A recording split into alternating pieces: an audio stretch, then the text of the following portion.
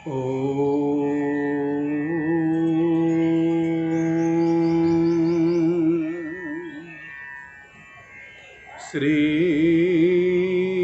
परमात्मने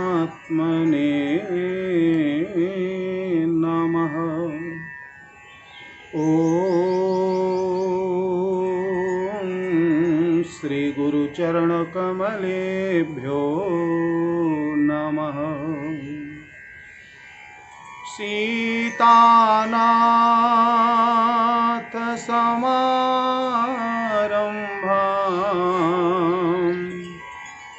रामानंदाय मध्यमाम् अस्मदाचार्यपर्यन्तां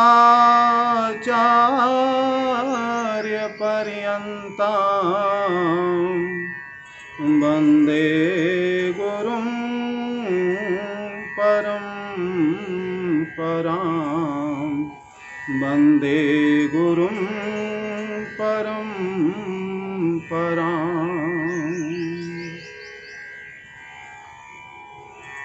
विरक्त भेष में प्रवेश करने के बाद एक नया जन्म होता है। संस्कार बदल जाता है, नाम बदल जाता है, गोत्र बदल जाता है। आपको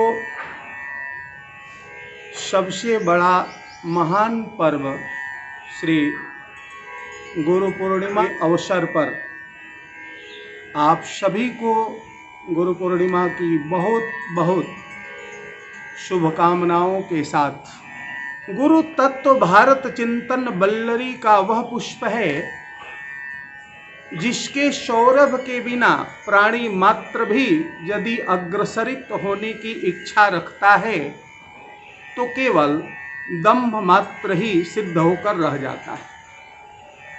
गुरु का कार्य अपने शिष्य के अंदर के अहंकार ममकार को तिरस्कृत एवं परिष्कृत करते हुए सद्विचार का निरूपण, अंदर के जन्म जन्मांतर युग युगांतर कल्प कल्पांतर के अंधकार को केवल दूर करना नहीं, अपितु सदा सदा के लिए जड़ और मूल से निर्मूल करना ही वास्तव में सद्गुरु का कार्य होता है। अब वैसे तो प्रथम गुरु हमारी माँ है, जिससे कुछ मिल जाए वही गुरु।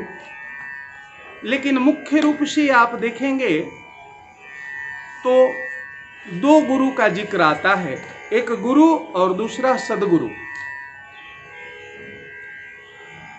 ऐसे सद्गुरु की वंदना करते हुए अति कलिपावन अवतार श्री गोसाई जी महाराज रामचरितमानस का शुभारंभ करते हैं चौपाई के माध्यम से। रामचरितमानस की पहली चौपाई है, बंदौ गुरुपद पदुम परागा सुरुचि सुबास सरिस अनुरागा अमीय मोरिमय चूरन चारु सम्मन सकल भव रुज परिवारु वगैरह वगैरह। गुरु कितना वजनदार होता है, इसकी महिमा प्रथम चौपाई में बताई गई है। गुरु वंदनीय नहीं है, गुरु का चरण भी वंदनीय नहीं है। गुरु के चरण से जो संबंध अपना बना लेता है वह वंदनीय हो जाता है। तो चरण और गुरु की बात कौन करे। बंदौ गुरुपद पदुम परागा। रामचरितमानस के आरंभ में तुलसीदास जी गुरु के चरण रज से अपने नेत्र को पवित्र करते हैं। रामचरितमानस में बाल्यावस्था है प्रभु श्री राम की, और बाल्यावस्था में नेत्र बिगड़ता है। उस नेत्र का सुधार तुलसीदास जी ने बताया किससे। गुरुपद रज मृदु मंजुल अंजन नयन अमीय दृग दोष विभंजन तेहि कर विमल विवेक विलोचन तब वर्णव रामचरित भवमोचन। नेत्र का सुधार गुरु के चरण रज। ये बाल्यावस्था का वर्णन है। प्रभु श्री राम की युवावस्था अयोध्या कांड है। बचपन में यदि नेत्र बिगड़ता है तो जवानी में मन बिगड़ता है। तो नेत्र का सुधार गुरु के चरण रज से, तो मन का सुधार कैसे होगा?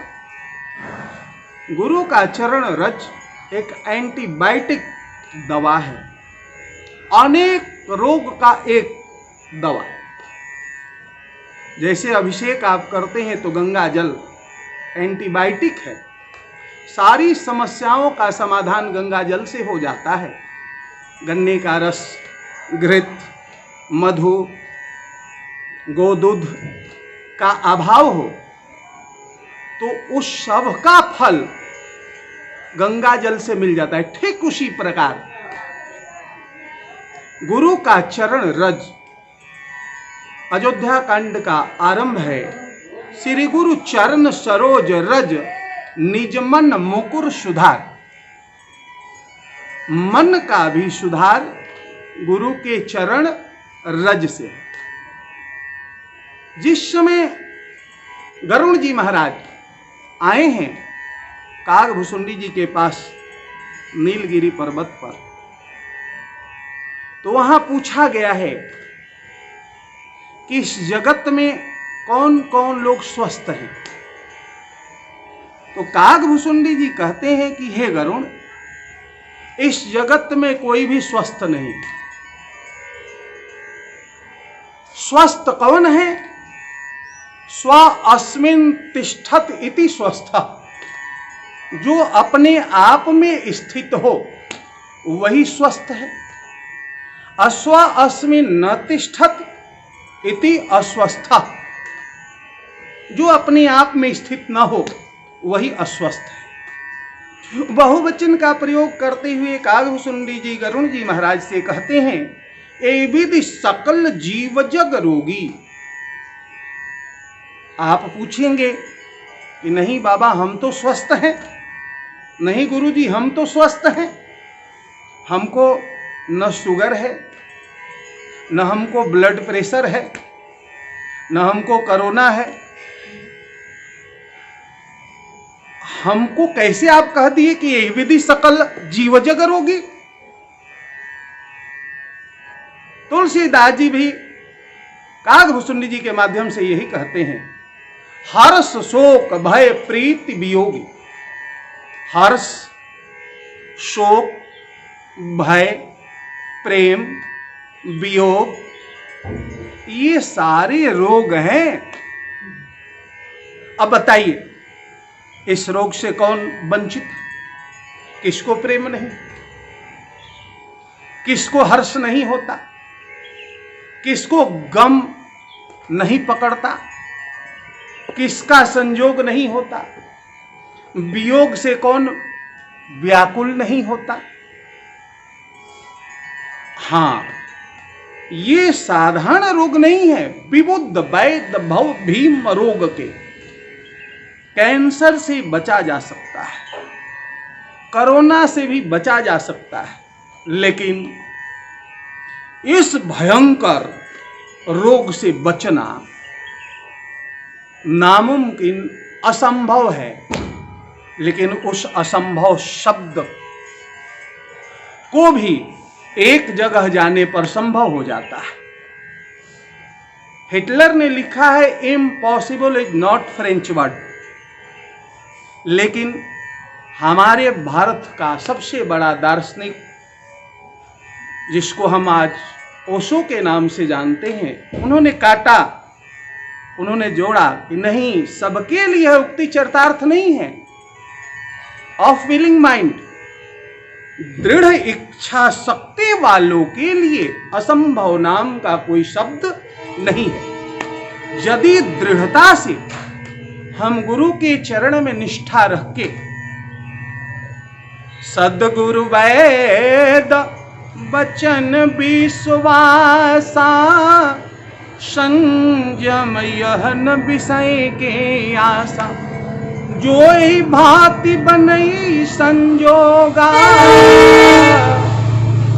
राम कृपा सब नासहि रोगा।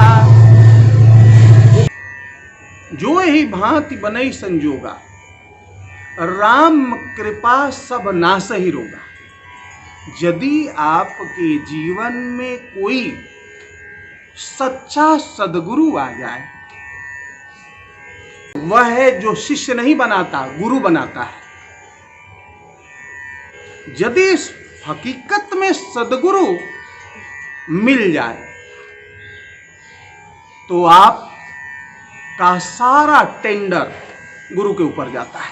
हाँ, आपका उद्धार होगा कब? यदि एकलव्य जैसी गुरु में निष्ठा हो, तो आपका उद्धार होने से कोई रोक नहीं पाएगा, चाहे गुरु कैसा भी हो। यदि आपके अंदर वह आस्था है, वह निष्ठा है, वह विश्वास है, वह श्रद्धा है, तो विश्वास फलदायकम। विश्वास का ही तो पर्यायवाची नाम आध्यात्मिक डिक्शनरी में फल है। वशर्ते शर्त यह है कि निसंदेह पूर्ण रूपेण विश्वास हो कि गुरु बिन भवनिधि तरई न कोई, अजो बिरंच शंकर सम होई। जो अखंड आनंद के नायक हैं, अजन्मा है, जिनको कभी भी मृत्यु नहीं ग्रसती, ऐसे भगवान शंकर को भी गुरु की आवश्यकता पड़ती है। हमें भी गुरु बनाना है। हाँ, बिना सदगुरु का जीवन भी अधूरा है। इतिहास, शास्त्र, पुराण इसके बहुत प्रमाण देते हैं।